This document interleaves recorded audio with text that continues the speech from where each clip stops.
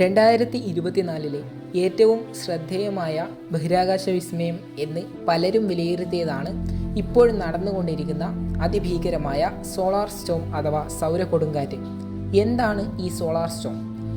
സൂര്യനിൽ nuclear fusion വഴി hydrogen ആറ്റങ്ങൾ ഹീലിയമായി മാറിയാണ് എനർജി ഉണ്ടാകുന്നത് എന്ന് നമുക്കറിയാം. അതും ഇത്രയും തീവ്രമായ പ്രകാശത്തിലും താപനിലയിലും ഉള്ള എനർജി.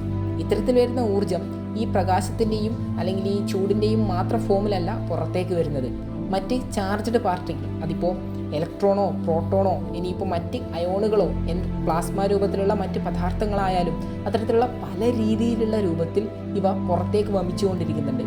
എന്നാൽ ഓരോ 11 വർഷം കൂടുമ്പോഴും സൂര്യനിൽ നിന്ന് ഇത്തരത്തിലുള്ള അപകടകരമായ പദാർത്ഥങ്ങൾ അതിന് ചുറ്റുമുള്ള ഗ്രഹങ്ങളിലേക്കും ഔട്ടർ സ്പേസിലേക്കും വ്യാപിക്കുന്നുണ്ട്.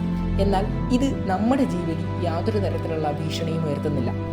കഴിഞ്ഞ 20 വർഷമായി രേഖപ്പെടുത്തിയതിൽ വെച്ച് ഏറ്റവും വലിയ സോളാർ സ്റ്റോമാണ് 2024 മെയ് മുതൽ രൂപം കൊണ്ടിരിക്കുന്നത്. എങ്കിലും ഇവയ്ക്ക് നമ്മുടെ ജീവനൊന്നും ഭീഷണി ഉണ്ടാക്കാൻ കഴിയാത്തത് ഭൂമിക്ക് ചുറ്റുമുള്ള ശക്തമായ കാന്തിക മണ്ഡലം അഥവാ എർത്ത് മാഗ്നറ്റിക് ഫീൽഡ് വഴിയാണ്. കാരണം ഈ കാന്തിക മണ്ഡലം ഈ വരുന്ന ചാർജ്ഡ് പാർട്ടിക്കിളെ ഇതിൻ്റെ ഉള്ളിൽ അകപ്പെടുത്തി വെക്കും, ട്രാപ്പാക്കി വെക്കുകയും നമ്മുടെ അടുത്തേക്ക് എത്താതെ അല്ലെങ്കിൽ ഭൂമിയുടെ അറ്റ്മോസ്ഫിയറിലേക്കോ ഉപരിതലത്തിലേക്കോ എത്താതെ നമ്മളെ സംരക്ഷിക്കുകയും ചെയ്യുന്നുണ്ട്. കൂടാതെ ഭൂമിയുടെ നിരവധി ലെയറുകൾ, അതിപ്പോൾ ട്രോപ്പോസ്ഫിയർ ആയാലും അയോണോസ്ഫിയർ ആയാലും ഇത്തരത്തിലുള്ള പല ലെയറുകളും അതുപോലെ ഭൂമിയുടെ ഓസോൺ പാളിയും ഒക്കെ ചേർന്ന് നിൽക്കുമ്പോൾ നമ്മുടെ ജീവനൊന്നും ഇത് വലിയ ഭീഷണി ഉണ്ടാക്കുന്നില്ല. പക്ഷേ ശാസ്ത്ര തിയറികൾ പ്രകാരം ഒരു കാലത്ത് ചൊവ്വയിലും ജീവനുണ്ടായിരുന്നു എന്ന് നമ്മൾ പറയാറുണ്ട്. ഒരു തിയറി മുന്നോട്ട് വെച്ച ആശയം ഒരു കാലത്ത് ചൊവ്വയിൽ ജീവനുണ്ടായിരുന്നെങ്കിലും അവിടുത്തെ മാഗ്നറ്റിക് ഫീൽഡുകൾ വീക്കായിരുന്ന സമയത്ത് ഇത്തരത്തിലുള്ള തീവ്രമായ സൗര കൊടുങ്കാറ്റുകൾ സോളാർ സ്റ്റോമുകൾ ഹിറ്റ് ചെയ്യുകയും അതിൻ്റെ ഫലമായിട്ട് ജീവൻ നഷ്ടപ്പെട്ടതാവാം എന്ന് പറയുന്നുണ്ട്.